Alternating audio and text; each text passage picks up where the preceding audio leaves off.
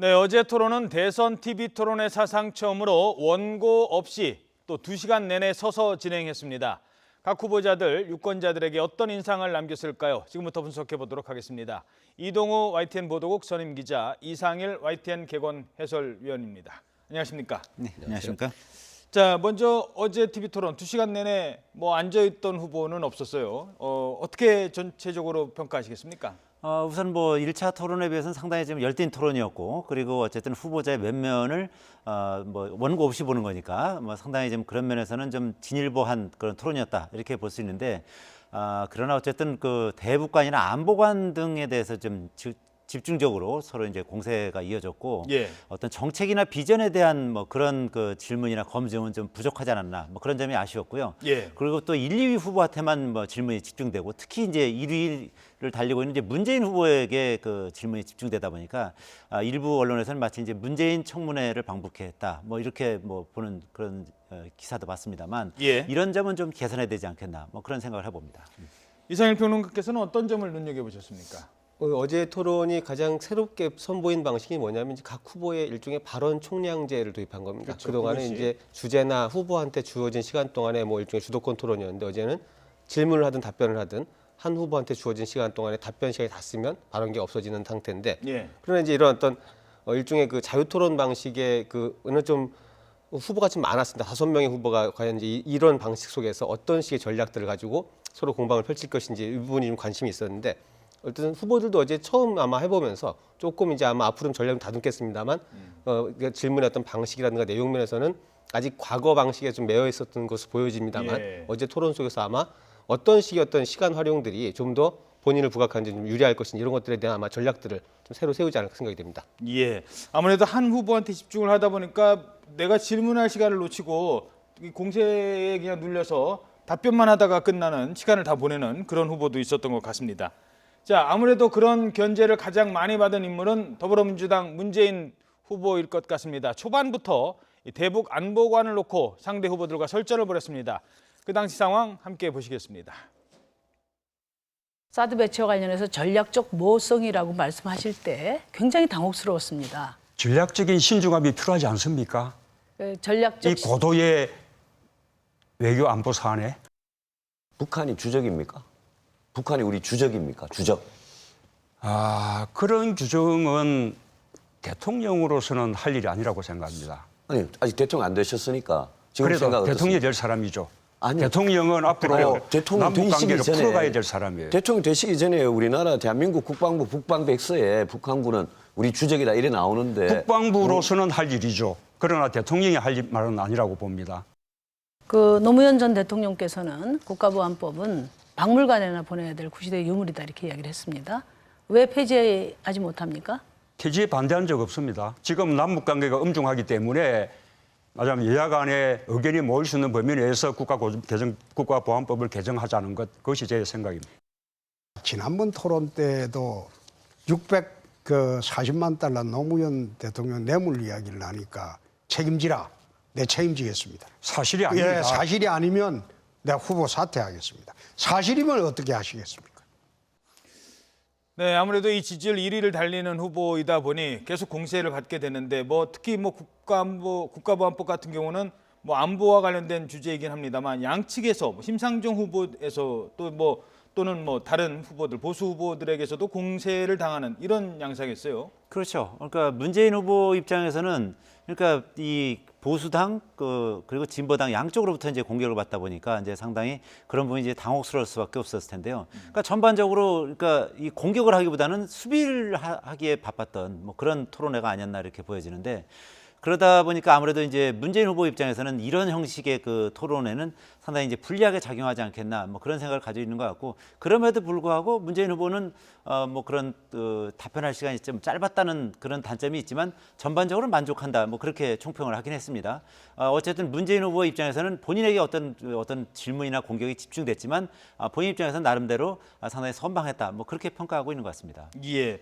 1등 후보가 가야 될 어쩔 수 없는 운명일까요? 어떻게 보십니까? 일단 그 보수 정당 후보들은 특히 안보 부분에 대해서는 이제 굉장히 단선적인 질문, 국가보안법을 어떻게 할 거냐, 아니면 주적 규정을 쓸 거냐 이렇게 아주 단선적인 질문을 통해서 이제 압박하는 전략을 썼는데 그렇죠. 이 부분에 대해서 어쨌든 이 최근에 문재인 안철수 두 후보는 이 안보 부분에 대해서는 좀 더 유연한 입장을 보여왔단 말이에요. 이 부분을 가지고 어떻게 답변할 것인가에 대한 명확하게 설명하기 위한 좀 전략들을 좀 더 다듬어야 되지 않겠나라는 생각이 좀 들었습니다. 그래서 어제도 보면 이제 이게 설명하다 보면 굉장히 길어지다 보니까 이런 입장과 저런 입장이 충돌하는 부분들 이런 것들을 한번 설명하면서 시간을 굉장히 많이 소모가 됐는데 그 부분이 좀 아쉬웠을 것 같은데요. 이런 식의 어쨌든 이제 그 수위에 있는 후보들한테 공격이 집중된다라는 부분을 감안했을 때 이 부분을 유권자들한테 어떻게 설명할 것인지 이런 전략들을 좀 다듬어야 될 거라는 생각이 좀 들었습니다.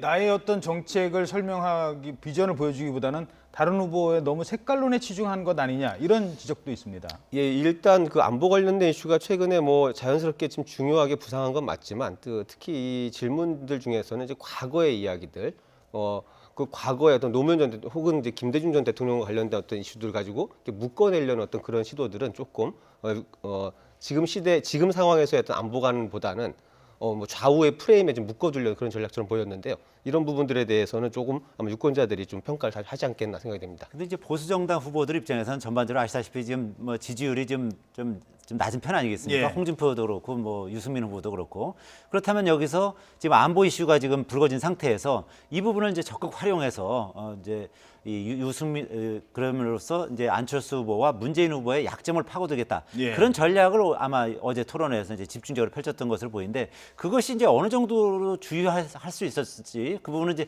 여론조사를 통해서 좀 이제 검증을 해봐야 되겠습니다만 어쨌든 이 보수당 후보들 입장에서는 뭐 상당히 좀 유효한 전략이 아니었나 그렇게 볼 수 있는 측면도 있는 것 같습니다. 예, 알겠습니다. 자, 그런가 하면 국민의당 안철수 후보에 대한 공세도 이어졌습니다. 특히 대북 송금 사건 또 햇볕 정책에 대한 공방이 치열했습니다. 어떤 상황이었는지 함께 보시죠. DJ 정부 때 대북 송금은 공입니까 과입니까? 저는 공도 있고 과도 있다고 봅니다. 대북 송금에 공이 있습니까? 공도 있고 과도 있다고 봅니다. 불법 대북 송금에 공이 있다고요? 무슨 공이 있습니까? 그것 자체는 여러 가지 문제가 많았습니다만 의도는 그렇지는 않았던 걸로 저는 알고 있습니다. 햇볕 정책을 개선하십니까? 안 후보님? 예, 안 그것도 후보님. 역시 지금 공과 과가 있습니다. 그러니까 사드 배치 이거 당론 변경하려면 박지원 씨를 내보내야 돼요, 당에서. 대북 정책에 한해서는 박지원 씨가 대통령이다. 이런 말도 돌고 있습니다. 박지원 씨 그 내보낼 의향 있습니까? 박지원 상황론이 나온 겁니다. 네, 뒤에서 조정한다고. 저는 창업주입니다. 국민의당을 창당했습니다. 지금 하시는 말씀은 스티브 잡스가 바지 사장이다. 이 주장하고 똑같습니다. 모두 다 역할들이 있습니다. 사람들마다 모두 다 그 장점, 단점, 저도 마찬가지입니다.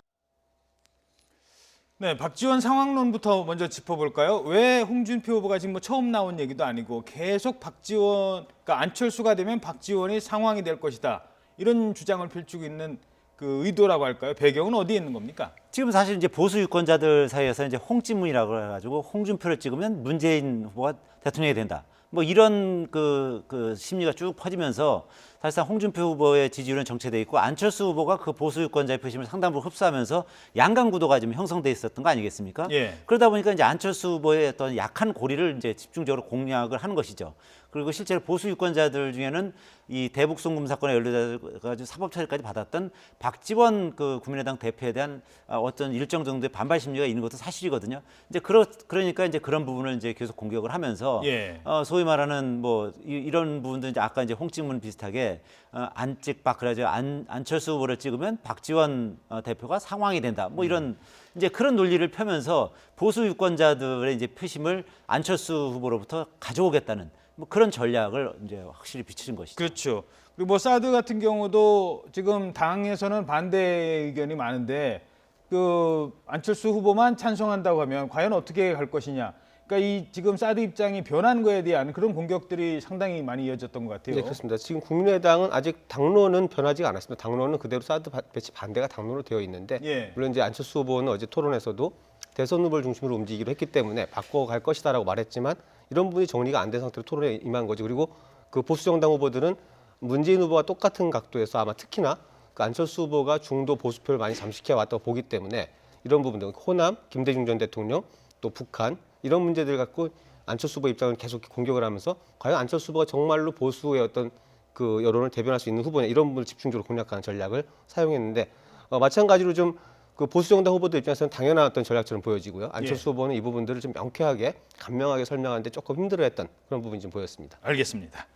자, 그런가 하면 자유한국당 홍준표 후보는 최근 여성 비하 발언으로 도마에 올랐죠. 어제 토론회에서도 이 부분에 대한 각 후보들의 질타가 잇따랐습니다. 들어보시죠. 설거지가 여성의 몫이라고 했습니다. 그 너무나 그 심한 여성 비하 발언인데 스트롱맨이라고 그래서 내 세게 안 보이려고 그런 이야기 했죠.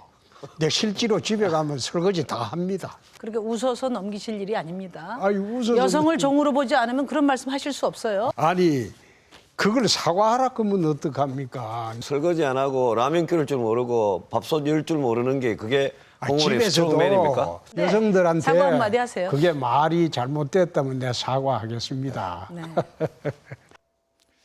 네, 사실 스트롱맨이 설거지 시키는 사람이 스트롱맨은 아니죠. 뭐 본인도 알고 있었을 텐데 그동안 너무 이제 발언을 좀 세게 나가다 보니까 이런 어떤 자충수에 걸리게 됐다 이런 평가도 좀 있거든요. 그렇죠. 이제 홍준표 후보의 별명이 홍트럼프 아니겠습니까? 네. 아시다시피 이제 미국 도널드 트럼프 대통령도 후보 시절에 아주 상당히 좀 독설이라든지 아니면 거친 그런 입담했죠. 언사를 하면서 어떻게 보면 이제 그 미국 내 보수 유권자들의 마음을 잡았던 뭐 그런 측면이 있기 때문에 홍준표 후보도 아마 그런 전략을 지금 쓰고 있는 것 같아 보여요. 그렇지만 그런 경우에 이제 이 어쨌든 그 절반을 차지하는 여성 유권자들의 마음을 상하게 하는 그런 언급을 했기 때문에 이런 부분에 대해서 이제 사과를 하는 것이 맞았던 것이고요.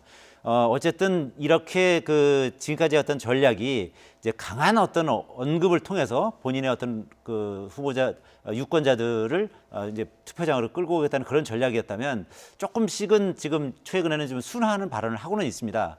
그렇지만 어쨌든 그런 어떤 강한 언급을 하다가 보면 자칫 잘못하면 이제 말실수를 통해서 크게 그 표를 잃는 뭐 그런 우를 범할 가능성이 높다. 그렇게 그렇죠. 봐야 될 것 같습니다. 그러나 홍준표 후보는 최근에 이제 어쨌든 그 조금씩 여러 조사들에서 지지율이 약간씩 오르고 있다 이런 뭐 이야기들 나오고 있는데 워낙에 이제 지지율이 좀 낮은 상태 시작을 했기 때문에 뭐 이게 대세론을 가는 후보 같으면 그런 말실수가 치명적인 어떤 이제 약점으로 작용할 수 있지만 홍준표 후보 입장에서는 아마 그런 부분을 계산했을 것 같아요. 이게 그런 정도의 성 역할까지도 아직 받아들일 수 있는 강한 고정관념이 있는 보수층이 상당히 있다라고 계산한다면 이런 부분까지도 아마 염두에 뒀던 건 발언일 수도 있겠다라는 생각이 좀 듭니다. 아, 그 부분까지 염두에 둘 수도 있었다. 글쎄요. 뭐 참고로 지난 투표에서 여성들의 투표율이 남성들보다 높았다고 합니다. 뭐 그래서였을까요? 바로 사과를 하기는 했습니다. 자, 그런가 하면 어제 토론에서 유승민, 심상정 두 후보 그야말로 전방위적인 공격수 역할을 하면서 존재감을 드러냈습니다. 두 후보의 발언은 장민정 앵커가 정리해드리겠습니다. 어제 대선 후보들의 2차 TV 토론에선 홍준표, 유승민, 심상정 후보가 여론조사에서 양강 구도를 점한 문재인, 안철수 후보를 집중 공격하는 모양새였습니다. 실제 질문을 많이 받은 순서를 봐도 확연히 그런 분위기를 느낄 수 있었는데요. 그중에서도 유승민, 심상정 후보에게 잘했다란 평가가 이어지고 있습니다. DJ 정부 때 대북 송금은 공입니까 과입니까? 북한이 주적입니까? 유승민 후보는 날카로운 질문으로 후보 검증을 주도했습니다. 또 세세한 수치까지 꼼꼼하게 챙겼습니다. 국민연금 소득 대체율을 지금 2028년에 40까지 가도록 되어 있는 거를 50으로 올리시겠다는 거거든요. 그럼 무슨 돈으로 올리죠? 결국 홍준표 후보에게는 꼭 이정희 전 통합진보당 의원 같다는 핀잔까지 들었습니다. 아니 참 유승민 후보는 주적이 적이라니까. 아니요. 지금 궁금해서 아니, 말이 자꾸 바뀌니까 말 바뀌는 건 누구든지 하면 안 되죠. 꼭 하는 짓이 이정희 같아. 심상정 후보는 대북 송금 논란으로 한창 후보들 사이 토론이 과열됐을 때 일침을 놓으면서 존재감을 드러냈습니다. 대북 송금이 도대체 몇 년 지난 얘기입니까? 매 선거 때마다 그 대북 송금을 아직도 우려먹습니까? 국민들 실망할 겁니다. 표심에 따라 달라지는 공약을 두고도 따끔한 한마디와 자성의 목소리를 냈습니다. 제가 정치인 돼서 가장 아픈 말이 이런 말입니다. 사기꾼 말을 믿지 정치인 말을 믿냐. 우리 국민들 그렇게 불신을 이야기를 합니다. 저는 자신 없는 공약은 내지 말아야 된다고 봅니다. 우리 모두. 2차 TV 토론을 주도했다는 평가를 받는 유승민 심상정 후보. 물론 상대의 공격을 덜 받으니 토론을 더 잘할 수밖에 없었던 측면도 있을 겁니다. 자, 다음 토론 때는 또 어떤 후보가 존재감을 드러낼까요?